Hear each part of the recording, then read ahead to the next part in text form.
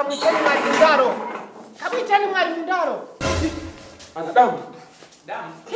Mwalimu wetu wa masi. Hapi ni mtu kama ni kifaduro. Haya magonjwa siku hizi yanapokuja. Kamkosea nini? Amemchoma na fimbo kwenye pua au? Sijajua. Umefanya nini mwalimu? Mbona makubwa? Umesikia? Sijui kamchokono hadi kainama. Wewe nenda huko hakuna hata kukuta. Tafuteni sehemu ya kumchomeka mkaa. Men kwa school, oh.